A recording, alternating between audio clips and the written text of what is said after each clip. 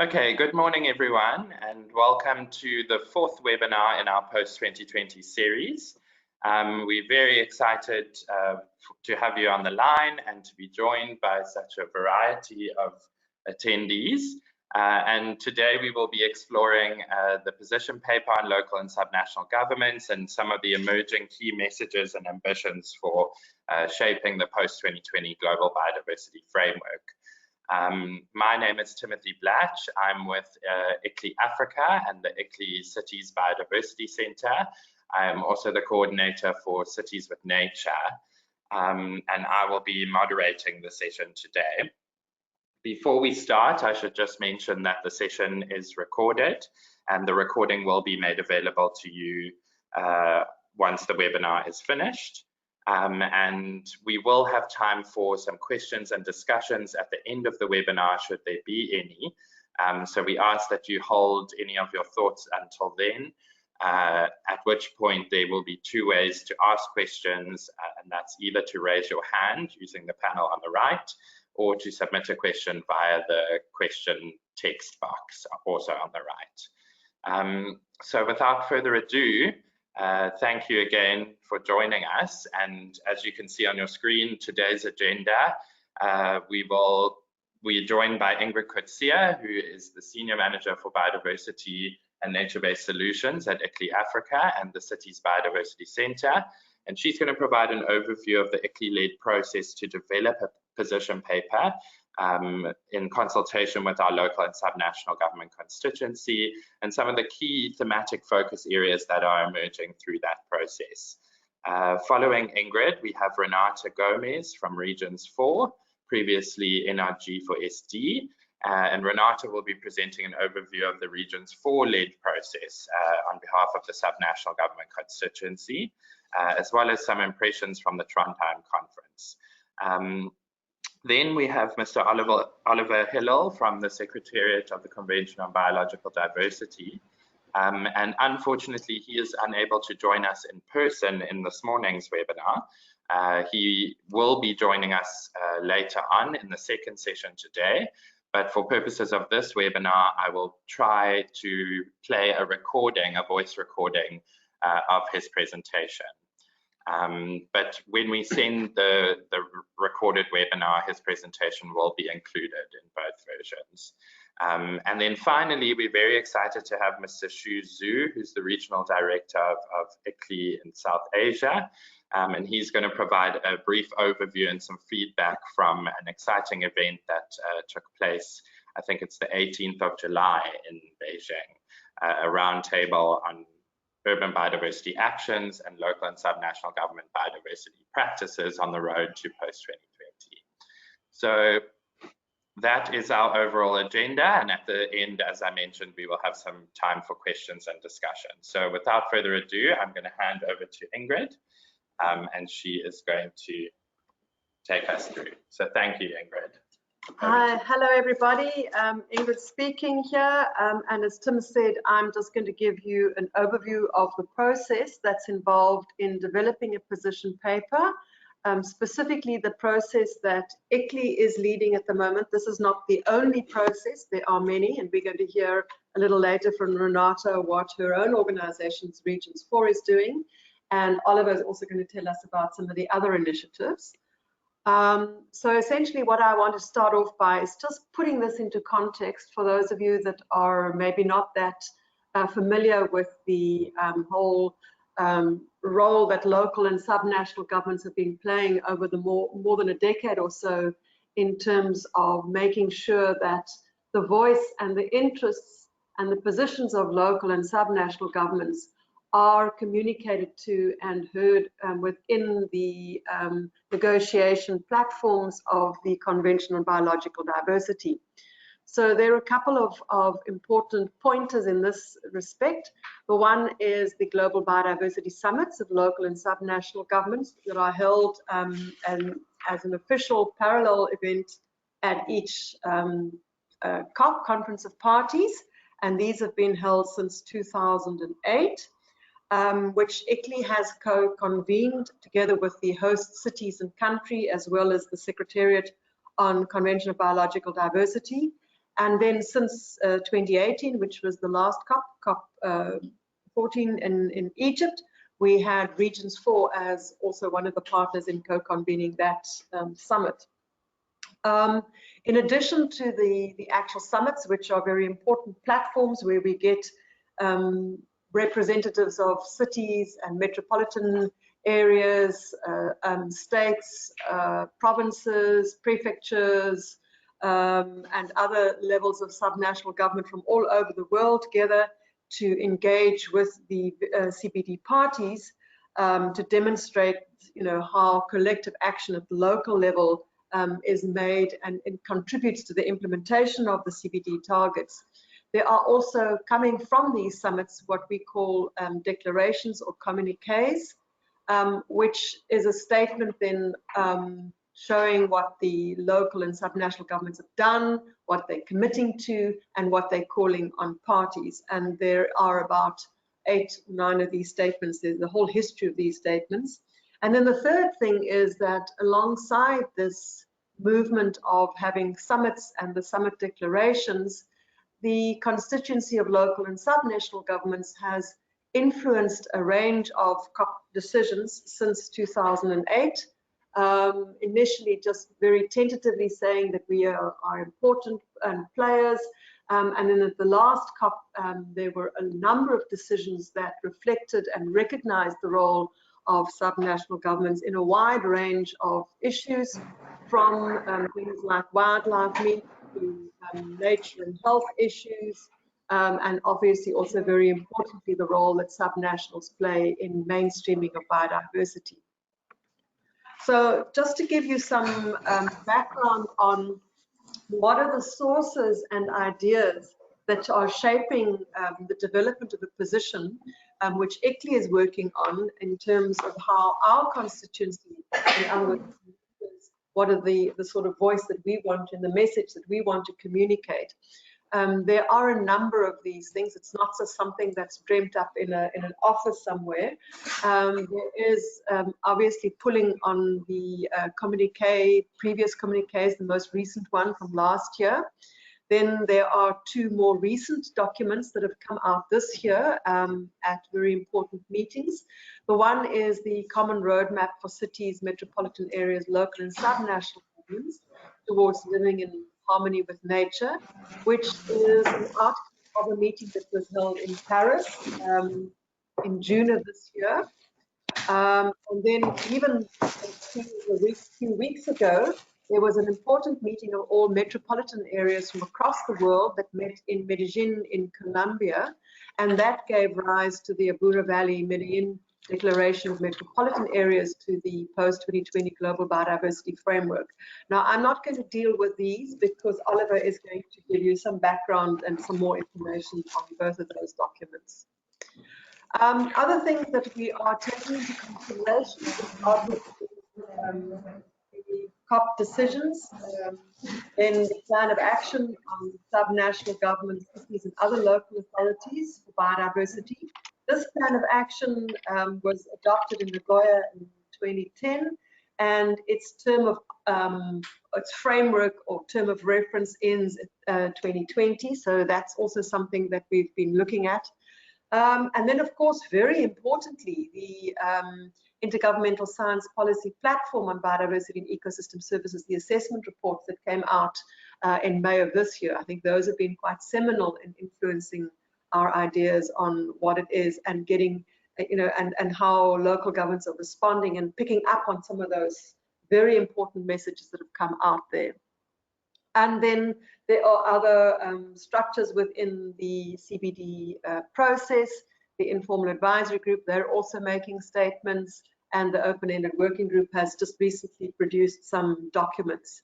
So as we consult our local and subnational members within the ICLEI family, these are obviously things that are coming to the fore. People are raising issues that have come out of either IPBES or previous COP decisions or communiques, etc. And these are all things that we are taking consideration of. And then also I just want to note that in addition to the work that we're doing, there are also important messages and statements coming from our various partners These include Regions 4, the Committee of Regions, the group of leading subnational governments towards the Aichi biodiversity targets, the IUCN, TNC, and many more.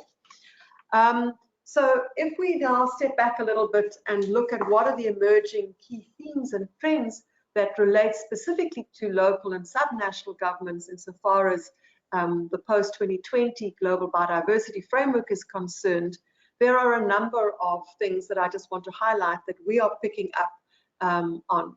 And one of them is the issue of mainstreaming. And what we're seeing and the messages that we're hearing from our constituency, but also from elsewhere, is that mainstreaming of biodiversity into the sectors, be they agriculture or transport or mining, or whatever the case may be, is viewed as at the core of transformative change. So this is something that is really important in the messages that we're getting from our constituency. Another thing that is important is the issue of resource mobilization. And then linked to that is the idea of there are different enablers, including the issue of resource mobilization and financing and funding. There's also the issue of capacity building, and then management tools. And there's a range of management tools that are coming to light. Some of these have already been in existence for a while, for example, environmental impact assessments, but things that are coming to the fore, and increasingly we're hearing people talk about these and say to what extent can these be involved and how we're going to use them, etc., is, for example, natural capital accounting, valuation, ecosystem services assessment, etc. And then finally, another important enabler is the whole idea of legal instruments, and obviously both all the subnational levels of government have a range of legal tools and instruments that they can use, and they feel that these are also important enablers in contributing to the New Deal for Nature, the new global biodiversity framework. Something else that we are hearing from our constituency and also from outside is the fact that there's a need for engagement measures, what these are, how they should look at. There are different ideas, and we are trying to sort of come up with something that's concrete and unified. And then also the discussion around the need for an integrated approach for sustainable cities, and the need to link, for example, the SDGs, the climate targets, and the biodiversity targets in a more integrated approach as opposed to a siloed approach, and the various mechanisms that one can use for this. And the IPBES has come up with a very good summation and sort of almost a model, not so much a model, but a concept for these things, for the whole concept of integrated approach and linking it to sustainability. And the four main themes that are coming out there are the issues of urban planning, which links again to the issue of mainstreaming, then the role of nature-based solutions and green infrastructure, also has links to mainstreaming, but to resource mobilization, capacity building, etc. How to reduce the impact of cities, the various measures and tools that one can use, and the importance of accessing services, urban services for a good quality of life. And I think what we're seeing is that there's a greater shift away from sort of conventional approaches to biodiversity to linking it closer to social, health-related, economic issues. Another very important thing that we're looking at and thinking about in terms of our position statement is the whole area of voluntary commitments, not just at the level of national governments, but specifically also at subnational levels, be this a province or a prefecture or a metropolitan authority or a big city or a small city. What are the voluntary commitments that they need to make and want to make, as they are indicating to us, and how these contribute towards the national and then obviously meeting global targets, so that there's almost a sort of a cascading up of targets that you have the idea of collective local action feeding into and making global impact. Then something else that we're picking up is and that actually comes forth, was linked to the whole idea of voluntary commitments, is the importance of monitoring and evaluation, increasingly seeing calls for this. the whole idea of reporting, verification, monitoring, measuring what changes we've made, what's the impact been, etc. And together with this, the idea of using Cities with Nature as the platform on which local and subnational governments can very easily and collectively give effect to their responsibilities as far as that's concerned. As far as goals and targets are concerned, we've heard the call from the SCBD and the Bureau and the parties for SMART targets, strengthening that. And it's been interesting to see that the open-ended working group have come up with a sort of a proposed or a potential structure, and they, in terms of goals, they focus on biodiversity status and biodiversity health. Which comes back to the point I made earlier, with that we're seeing a greater move towards the more social, the soft side of things. And then insofar as targets, they're focusing very specifically on issues of biodiversity loss. And then finally, also, what are the enabling conditions and actions that one would need to achieve this? So just before I talk a little bit about the process, just to sum up from ICLEI's perspective, the things that we are busy formulating, and I'm not able to share this with you at the moment because we still need to go through our own political structures, consult our mayors at the regional and the global level, and we're in the process of doing that at the moment. But essentially, we speak to issues of multi-level governance and territorial approaches. And I think that the emphasis is also saying and making the point that local and subnational level governments can actually support the action at national level of government. Another important thing that we've highlighted, which links to voluntary commitments, MRV, for example, is the issue of really having good and solid and robust data, and the importance of analysis so that we know where we're going and what the gaps are. The issue, or not the issue, the importance of partnering, which is a very active thing and a very important thing. This is not something that we can do on our own, whether we're talking of national parties or of the subnational levels of government or the business sector or the civil society out there. And while I mentioned civil society, I just want to raise the point that we're also talking and looking at the role of urban communities and the fact that they have a very important role here. And then I think the question, obviously, of we need funds, we need money to make all of this happen. So obviously the issue of investment in biodiversity, in nature-based solutions, in green infrastructure, in making the shifts and achieving the transformation. The other point that we're making is that where we recognize that the role of subnational governments has been recognized and reflected in past decisions, it's now the time to upscale and outscale and to raise the bar, raise the ambition as far as that is concerned. And then, as I said, the last point I made when I was talking about trends is the whole issue of monitoring, reporting and verification, and the use of the Cities with Nature platform, which is a platform, and I just want to emphasize that that is not an ICLEI platform. This is a partnership platform. It includes all of the partners. We're in the process of signing, I think it's about 50 agreements with a very wide range of institutions, including the IUCN and TNC, which we are founding partners. There are others, such as World Urban Parks, Committee of Regions, the Biophilic Cities, Regions 4. Yeah, the list is endless. As I said, we're talking where there's a list of about 50 at the moment. So just very briefly, I want to just point out to you what our process is. It's a very complicated process. It is, sorry, I seem to have skipped a slide. Can I go up? Yeah, it is an iterative process and it's consultative, and that's why it takes so much time.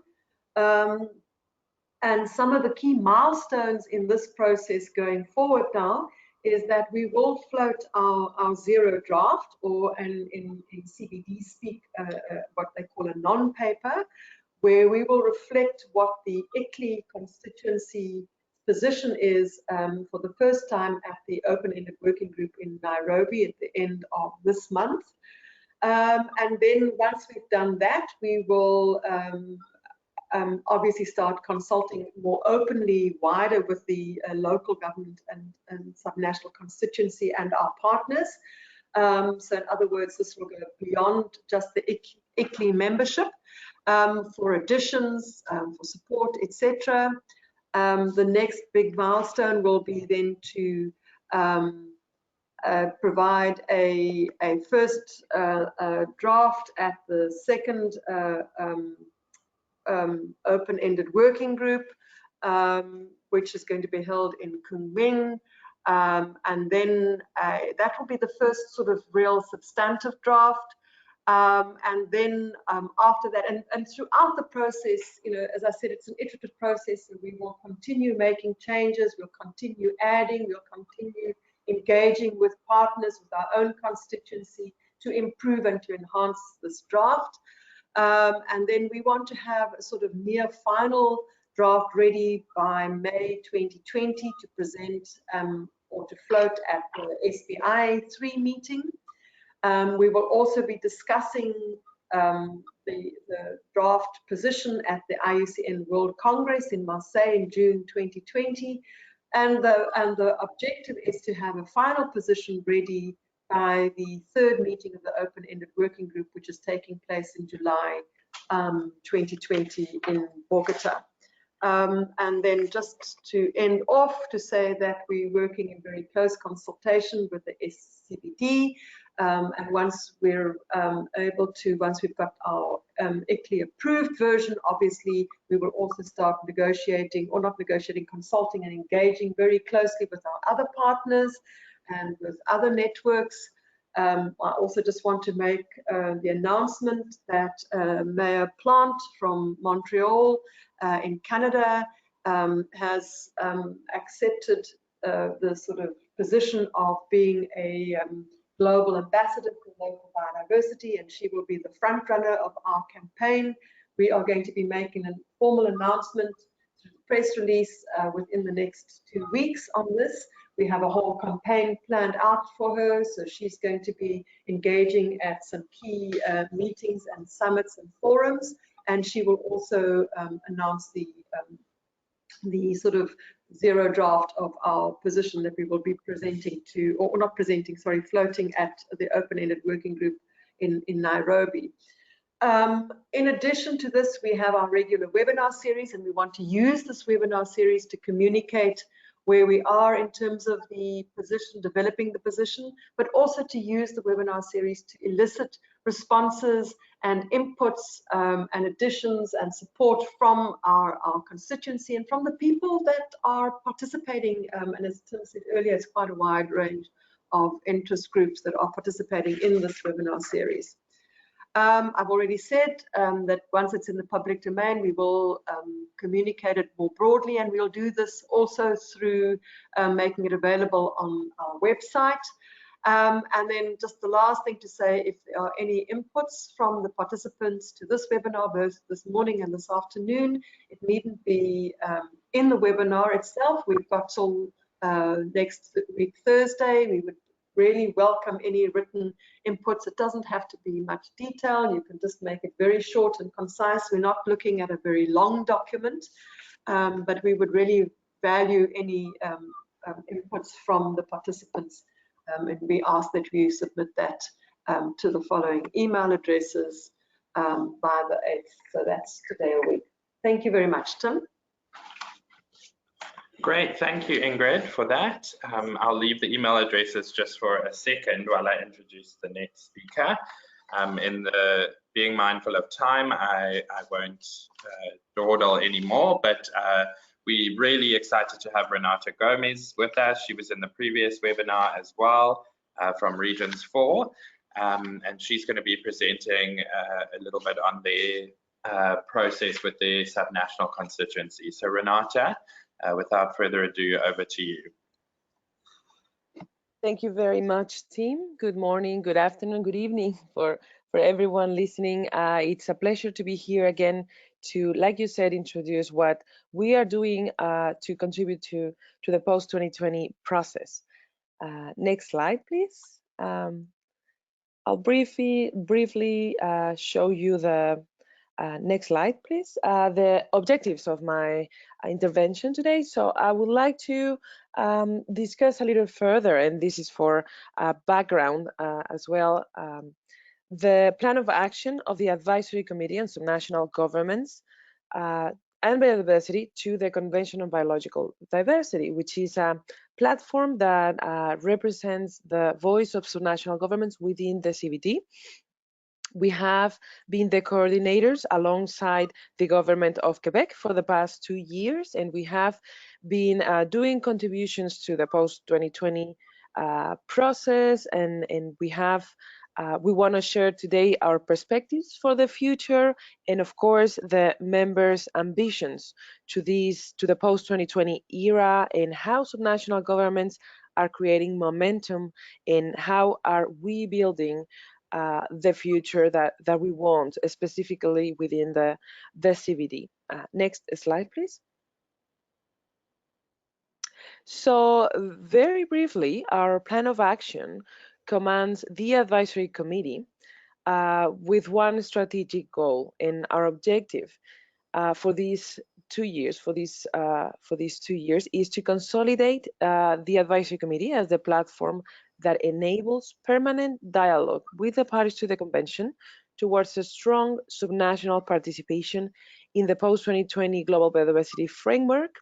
Of course, this is our strategic goal up to 2020. We have envisioned a series of actions that will get us there along the actions of the group, along the actions of the advisory committee as a group. We have outlined in our plan of action a specific efforts of each one of our states or our member regions, in which they have decided ways to, and efforts and actions and even commitments to reach this strategic goal. One being strengthening the collaboration with the national focal points within their own countries. So that's been very helpful, because we believe that to influence global decisions, we need to start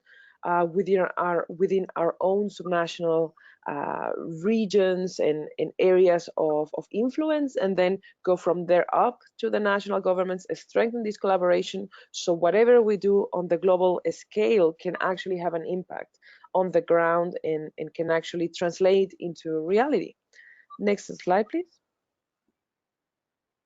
So to be more specific, the contributions we have made to the post-2020 global biodiversity framework are briefly resumed in the ideas that I'll present now.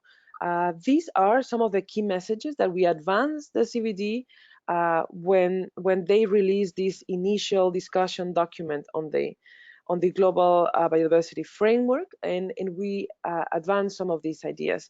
Like Ingrid mentioned on her presentation, there are some core messages that are influencing the messages that finally locals, cities, and subnational governments are then responding to when it comes to this process. And you will see these messages reflected here. So for example, when it comes to the structure of the post-2020 framework, we are suggesting the SCBD and the parties to consider the importance of vertical mainstreaming and cooperation with subnational governments as essential partners of the convention.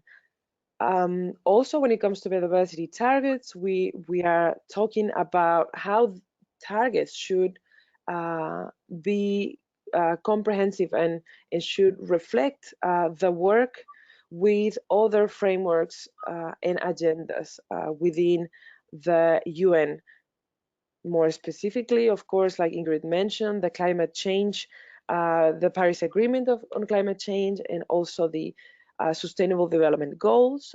It is increasingly more important that we mainstream biodiversity and other subject that is at the core of any transformative change that is to come.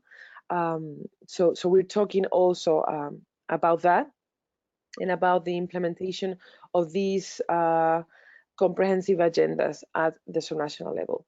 When it comes to NBSAPs, we are suggesting that the new biodiversity framework considers the importance of having global sources of technical cooperation, financial resources, and tools specifically oriented to subnational governments' actions, needs, and characteristics as critical in the implementation of the CBD. As you well know, the scope of work of a subnational government is dramatically different to those of other levels of government, and we are requesting this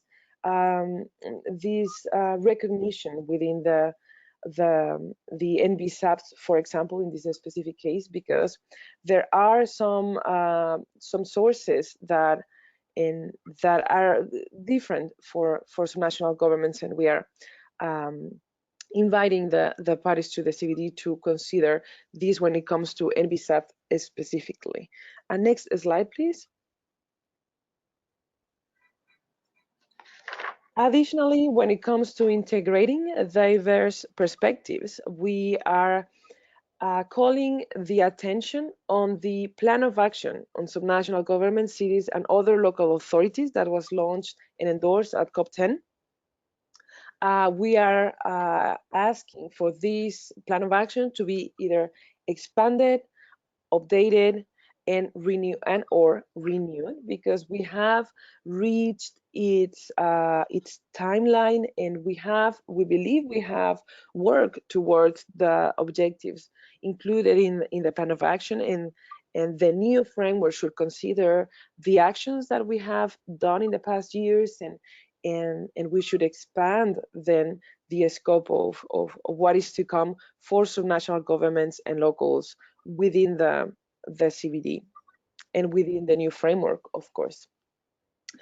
We also talk a little bit about indicators and communication outreach. Of course, we are suggesting indicators should be specific, measurable, and realistic.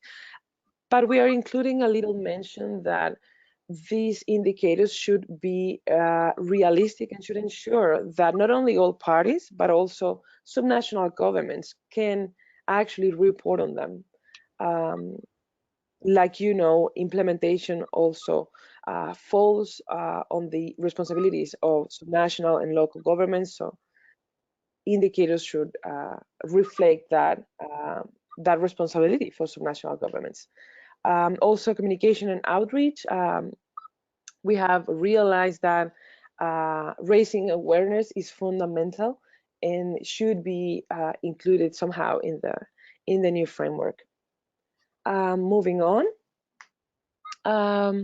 So yes, so basically these are our key messages, and these key messages have shaped the interventions that we as advisory committee continuously do within this bigger and broader post-2020 process. More specifically, we are representative from the government of Quebec, Mr. Jean Lemire, who is the special envoy for climate change and Arctic issues for the government of Quebec, and also co-coordinator of the advisory committee, was present at the Trondheim conference on biodiversity, and he was able not only to advance these messages that I mentioned earlier, but also to reflect on what is going on at the heart of the negotiations.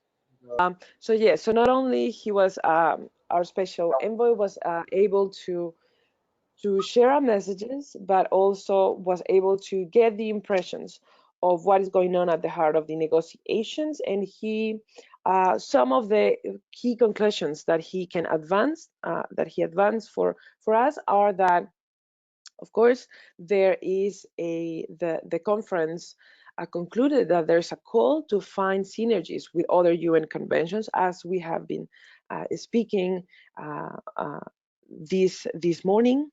Also, there is a need to put more emphasis on how biodiversity loss is influencing food, agriculture, and health. And there is a feeling of being greatly ambitious for the post-2020 Global Biodiversity Framework, but also it's important to note that, as always in every negotiation, there are forces that may want to be more conservative and less ambitious. So we need to be mindful that the negotiations are going to be strong, and the ambience is going to be strong. So we need to continue working to pursue and to send our messages to the parties. There is no space for us to back down. We need to keep working hard, because though there are great ambitions and readiness for some national governments' participation, there may be also some parties that may want to slow down the process or be more conservative, which is completely normal in any negotiation, as we have learned from the Paris Agreement experience. Also, there are opportunities to engage with the private sector. Apparently, the private sector is ready. It's more than ready to contribute, and would love to hear on clearer path, clearer directions on how to do this engagement, how to actually translate this into realities. Also, of course, there's the need to continue addressing the financing issue, because it's not very clear at this point. Like I said, the parties and the SCBD seem to be ready for and seem to be taking as a given that subnational governments, cities, and local authorities are incredibly important for the process. So we believe now is the time to bring practical contributions and requests even to the negotiations and to the table.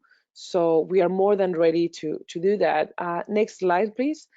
Specifically at the heart of the advisory committee, we are preparing sort of a roadmap to create this momentum for next year and for year 2020. I will not get into too much detail on the report we are doing, because I mentioned it on our last webinar, but yes, the advisory committee is preparing a report specifically on mainstreaming biodiversity at the heart of subnational governments. And with this experience, with the good practices that we have gathered over the years, we are hoping to contribute with recommendations on specifically this, how to actually what we have learned from the mainstreaming practice, how to overcome the obstacles that are still hindering the integration of biodiversity into other agendas, and how to do this possible in the post-2020 framework. Of course, we are participating at the first open-ended working group meeting that will take place in Nairobi. We are hoping to host a side event at the next Substa. This event is to engage with the parties in a more conversational manner, and to socialize the conclusions that we will gather from a report.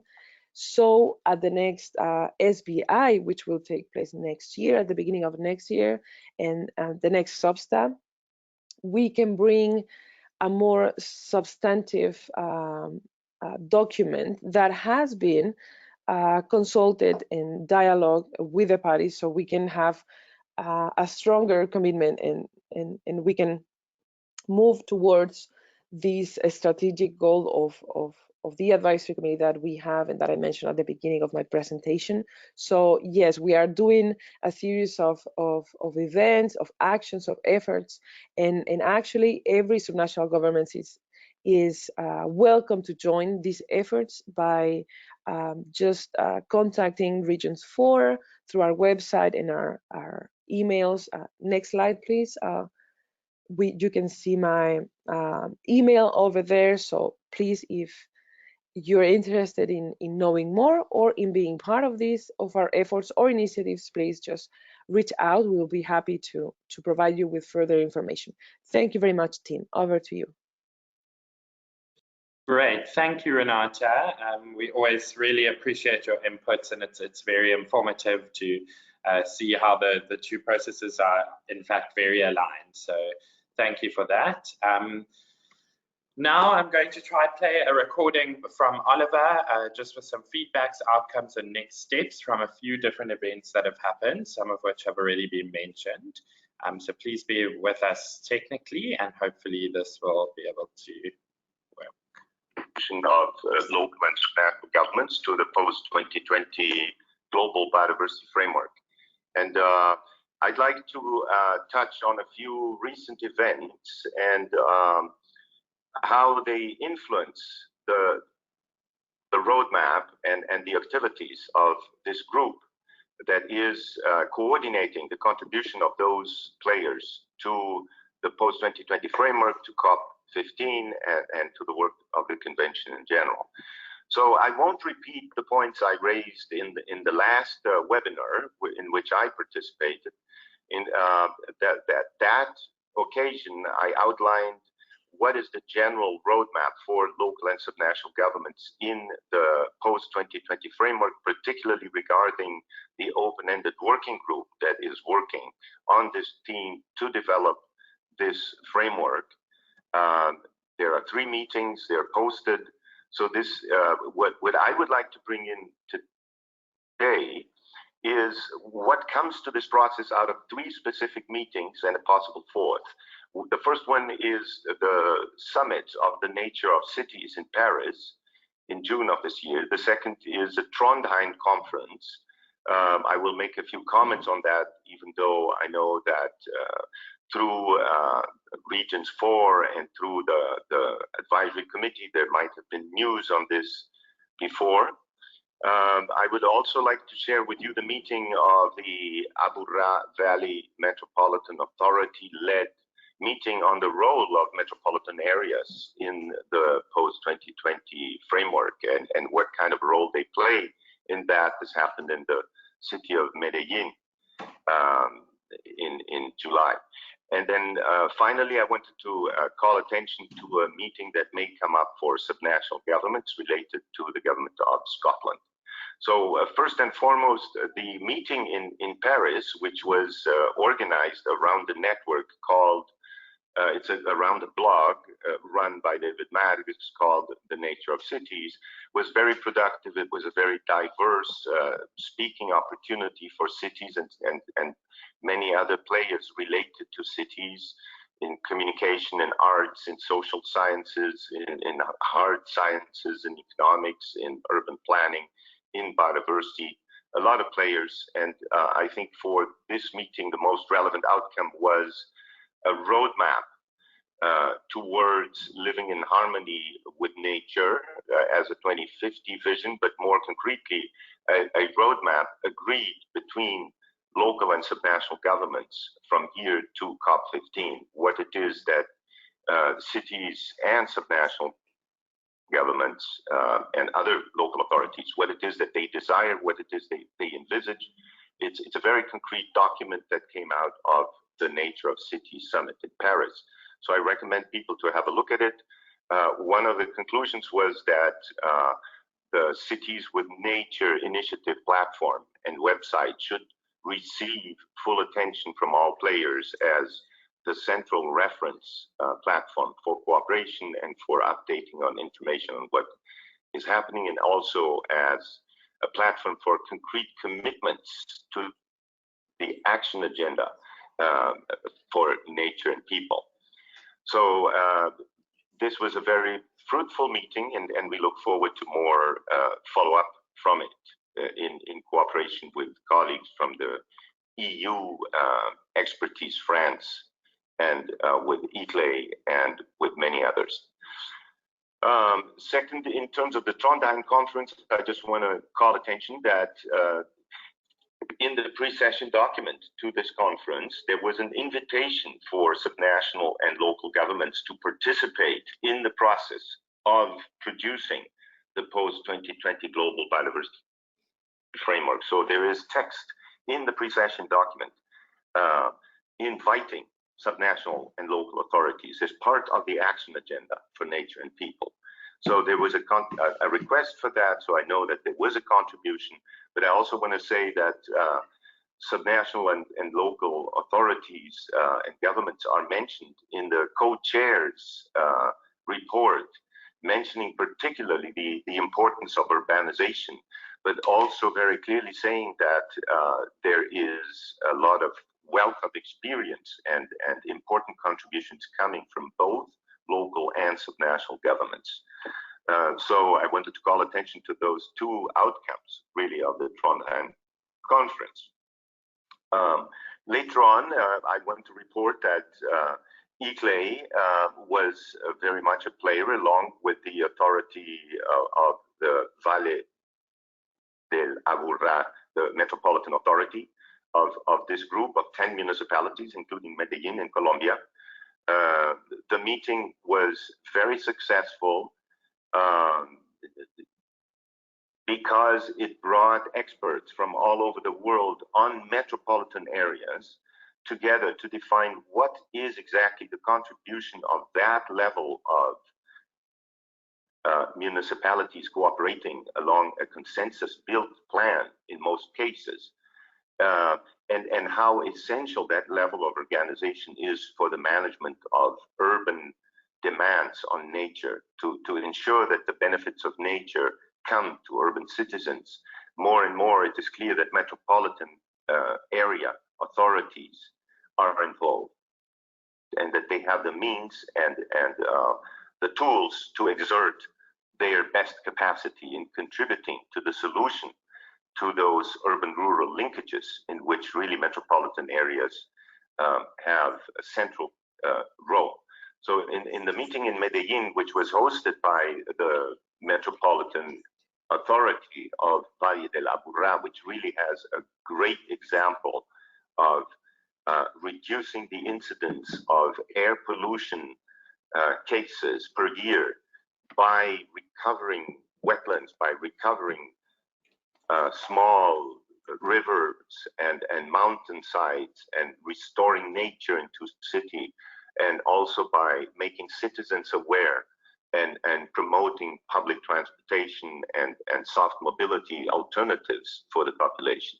Education, there are a number of issues that were considered. So there are great examples to be shared also from Japan, from Canada, and other places on the role of subnational, not the level between subnational governments, in fact, and municipalities, which in this case is, in the case of conurbations, the constitution of metropolitan areas as such.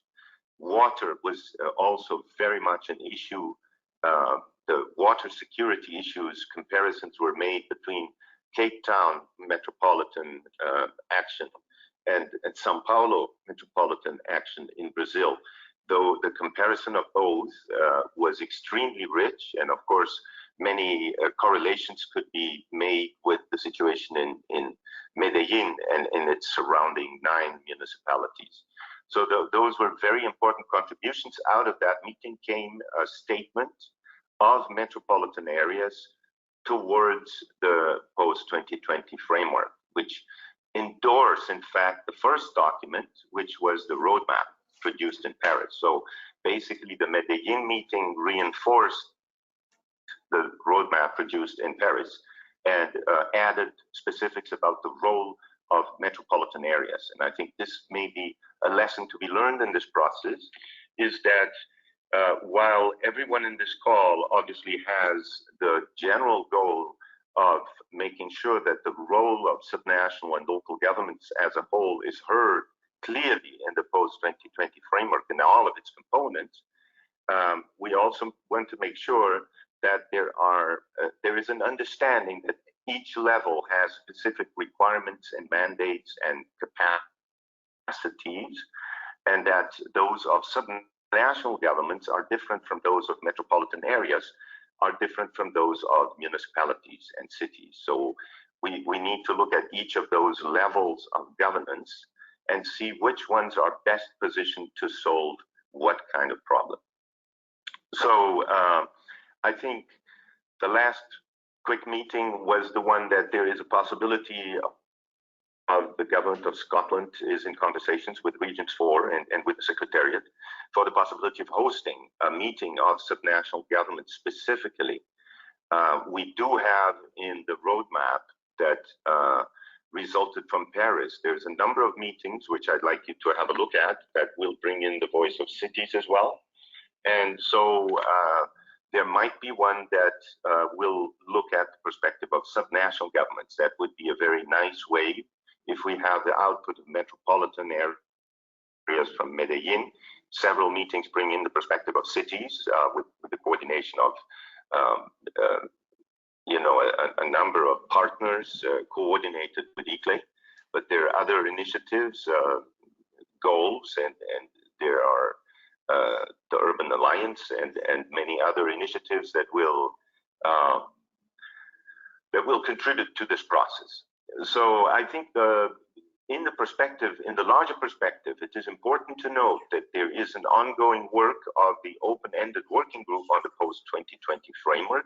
Please have a look. The meetings have all been defined at the end of August, beginning on the 27th in Nairobi. There is the first meeting of the open-ended working group for the post-2020 framework. The second one is scheduled in February 2020 in Kunming, China. Great opportunity to involve Chinese partners. And the third one is scheduled for July 2020 in Colombia, which is, for instance, through ICLEI's leadership in Colombia, with the authority of Abu Valley being the ICLEI representative for Colombia. This is an opportunity to take advantage of Colombia hosting the third group's meeting to bring at each level a separate message. For the first one in Nairobi, it's about elements of what could be the framework. In the second one in China, it is much more concrete already. We need to see what are the concrete achievements of every level of subnational and local governments. What are the ambitions and what are the needs of this group? And then at the third, of course, in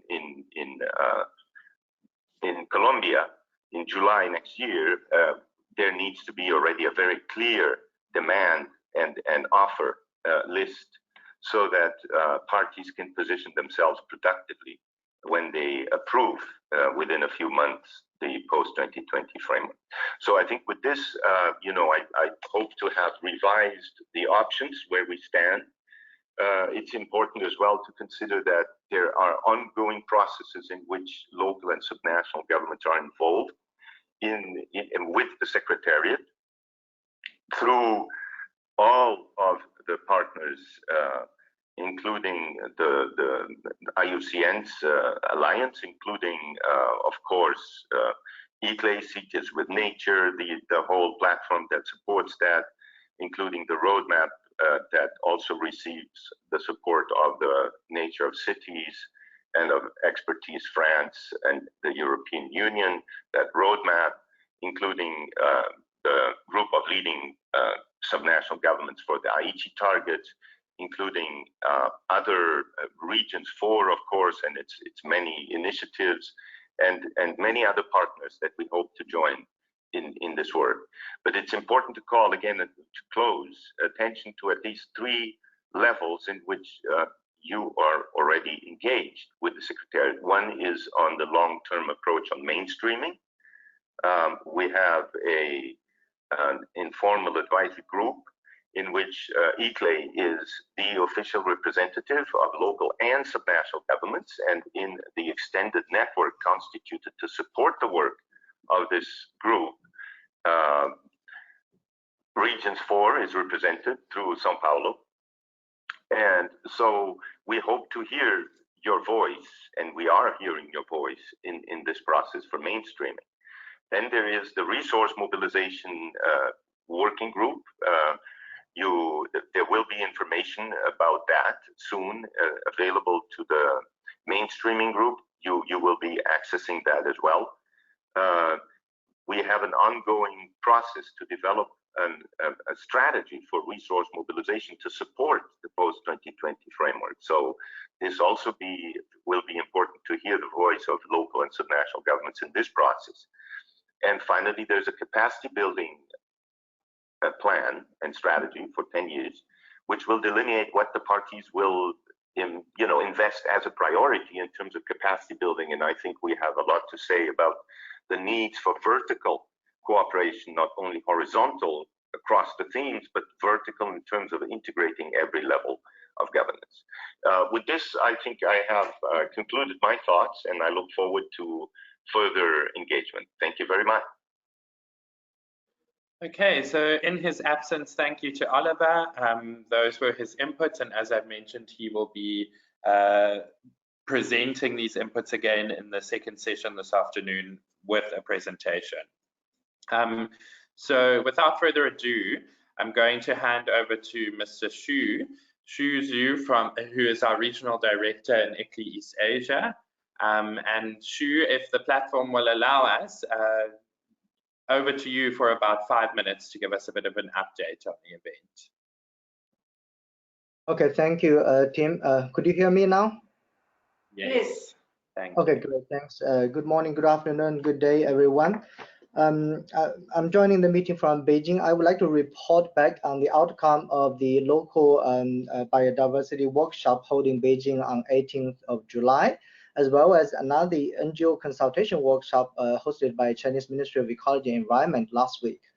So I already shared the program with the Timsy, but let me just be briefly introducing this program. That this is one of the consultation workshops in the towards the COP15 that we want to bring together the Chinese stakeholders, in particular the cities and regions, and also a few related organizations and the ministry agencies, to discuss the roadmap towards post-2020 framework, as well as to build the awareness and understanding about the urban and local biodiversity actions.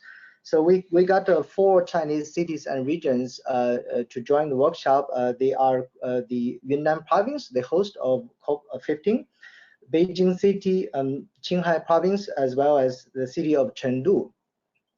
These 4 regions.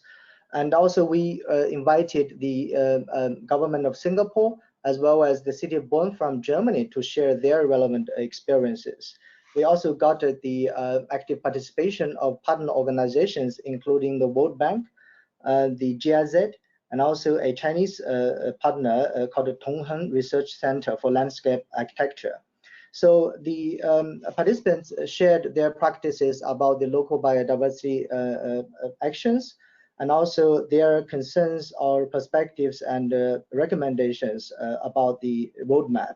Also, we designed mainly 5 questions to discuss about the role of urban biodiversity, the commitment, ambitions of local subnational governments, and also what the need for further support to local and subnational government for implementation and actions in the future towards the post-2020 framework, and also any existing programs or opportunities that related that could further enhance subnational government actions, and also how the science and policy interface could be enhanced.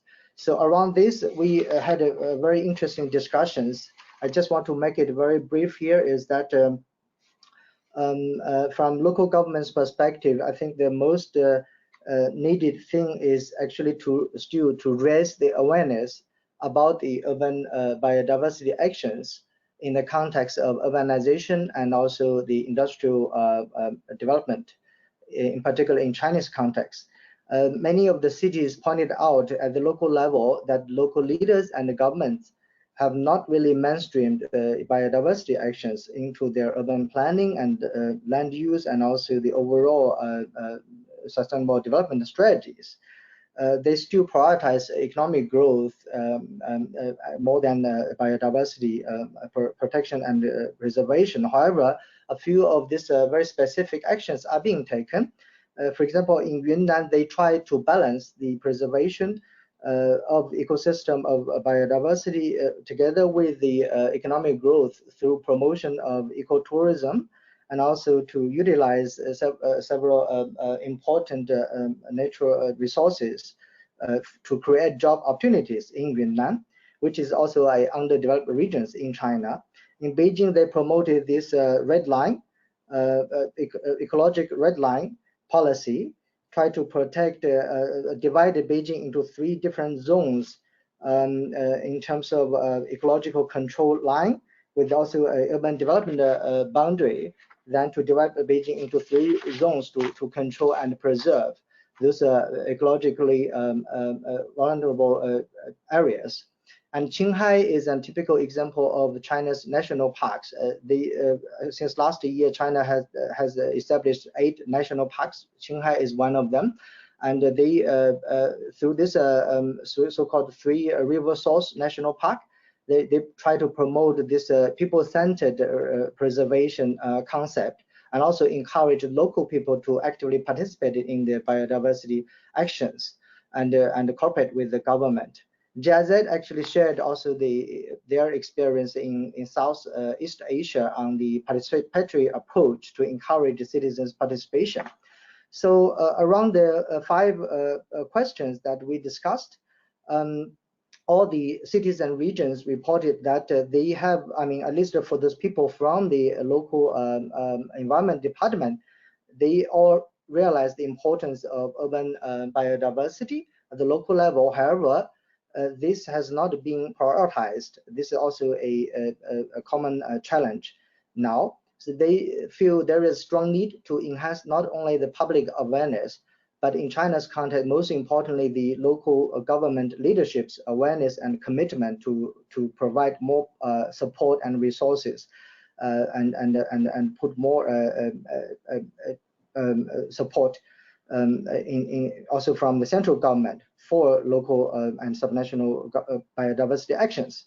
Secondly, they need also support from international organizations, ICPT, and organizations like ICLEI and partners, to provide more capacity building for them to understand how internationally their relevant practices and experiences for Chinese cities to learn and also to improve, and what kind of good solutions are there to help balance the development of economy and biodiversity preservation and ecosystem preservation.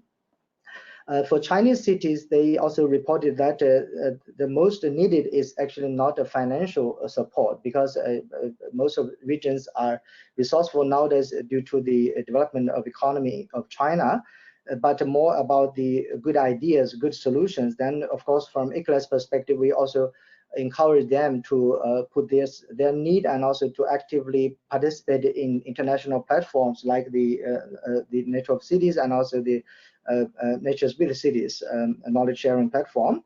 Another point raised by the participant is about how to demonstrate the long-term benefits of preservation of biodiversity and ecosystem for urban sustainable development.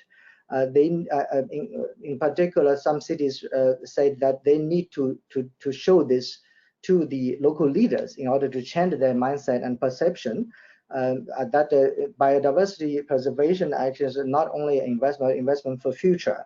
So World Bank made a comment that saying that they are doing a project for China, a technical assistance project for China, to help some Chinese cities to do the natural capital and system. So in order to help calculate the benefits.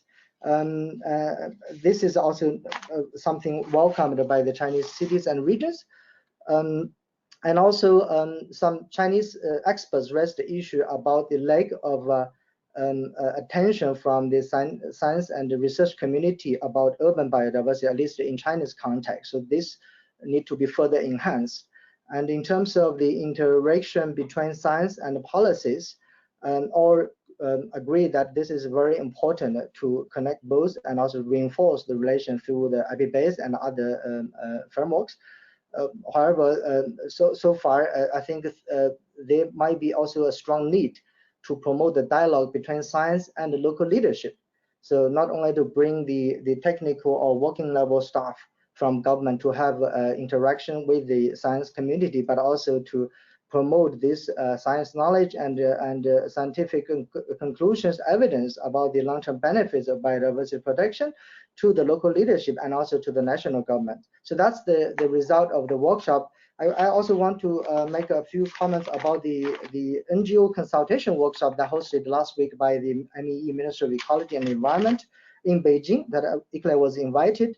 The main conclusion is that ICLEI was the only one organization among all these around 20 Chinese and foreign NGOs in that workshop tried to promote the local and subnational biodiversities in preparation for the COP15.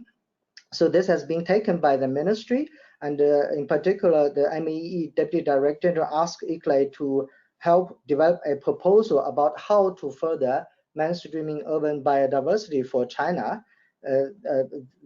They want to take it as a good reference for their preparation.